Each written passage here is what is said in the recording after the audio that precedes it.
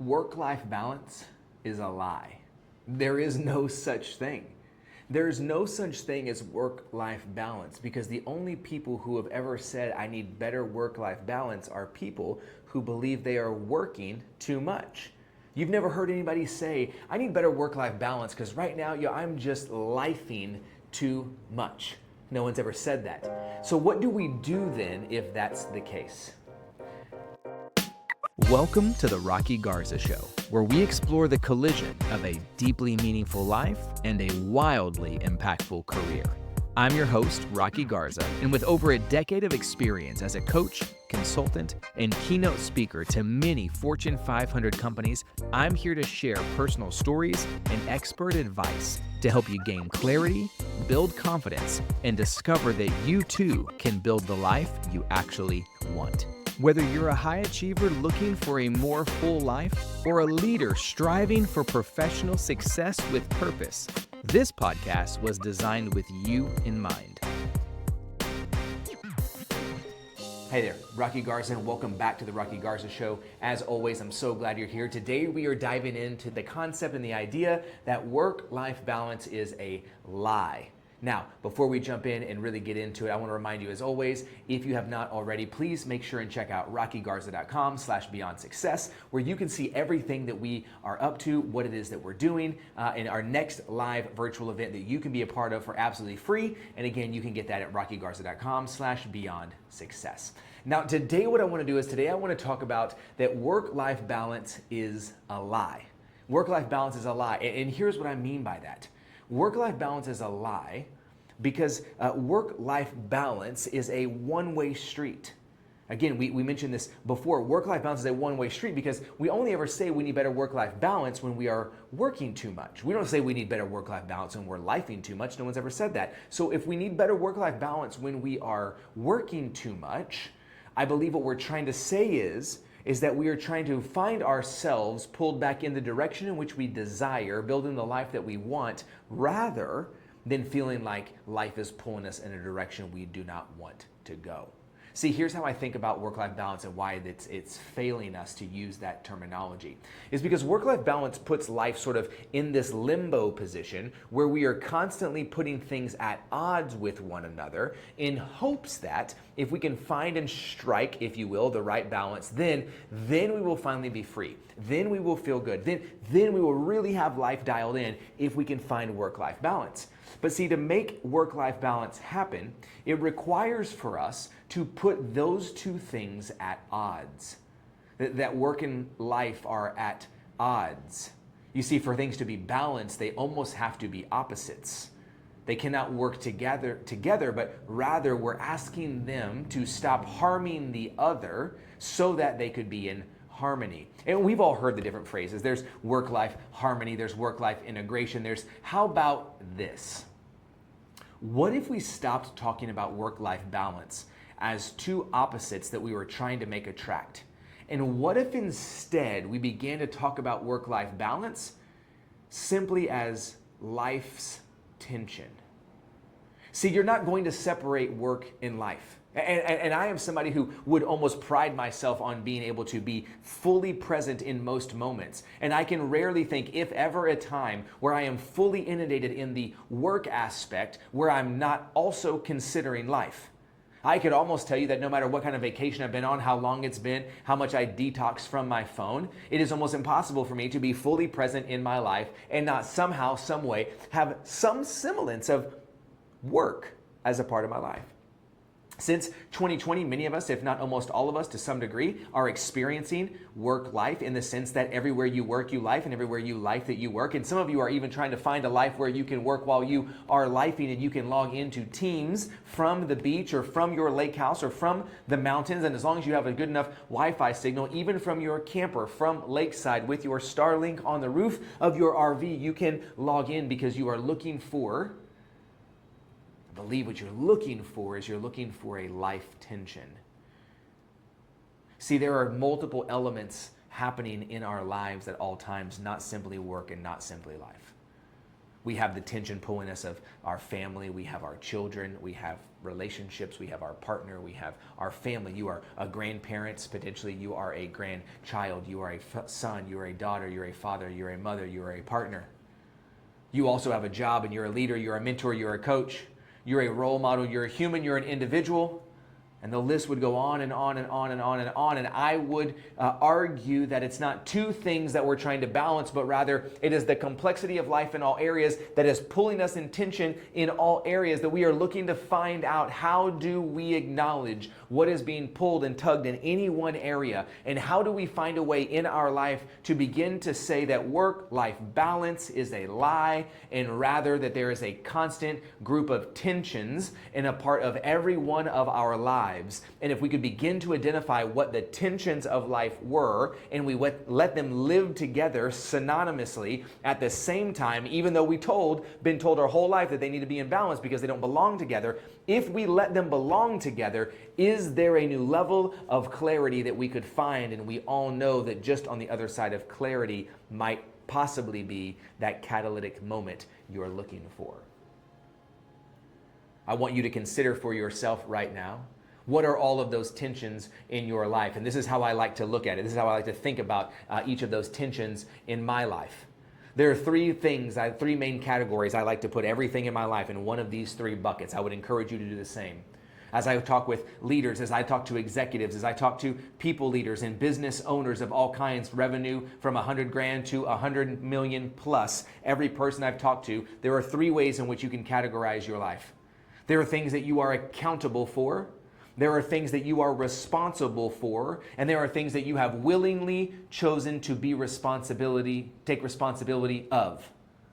Again, I'm going to tell you those again. There are three things in life that every person, your life can fit into one of these three buckets. And what I mean by that is every element of life can go into one of these three. They're all three happening at the same time, by the way. Number one, things that you are responsible for. Number two, things that you are accountable for. And number three, things that you have willingly chosen to take responsibility of.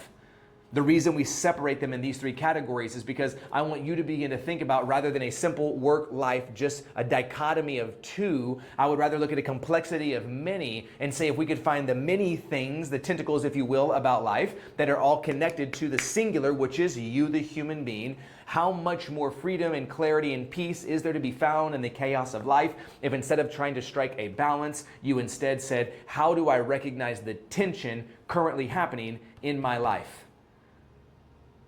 How do I recognize the things that I am accountable for? Examples: I am accountable to my marriage. I am not responsible for my marriage. A marriage is made up of two individuals coming together who both are responsible for themselves and in turn accountable to their marriage.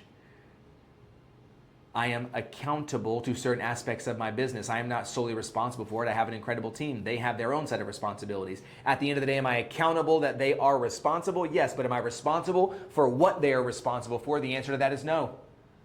Some of you as business owners, that right there is enough. You should stop here and go make a change. See, there are other things in my life that I am responsible for. Number one being me. I am responsible for my children. They are of the age of which I am still fully responsible for them. I am responsible for my tasks every day. I'm responsible for my health. I am responsible for making sure that my cup is full so that when I get to places, I am actively serving them. I am not sacrificing myself on their behalf. And the third category that I think is this tension that I think has found an immense amount of clarity in my life to be able to find. There's this altogether other tension that we're able to hold that says, no, wait a second, but what about the things I have willingly chosen to take responsibility of? See, in my life, I have a business with my grandparents.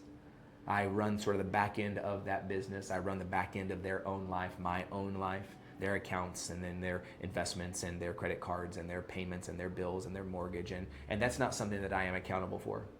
That is neither something that I am responsible for. That is something that I have willingly chosen to take responsibility of. You see these three categories, when we begin to tease them out, number one, some of us are going to realize that we have things in the accountable category that have been in the responsible category, and when we move them to the accountable category, we're going to be able to breathe. There are other things that have been in the accountable category, but we are actually responsible for, and if we would take responsibility for it, we might actually be able to breathe.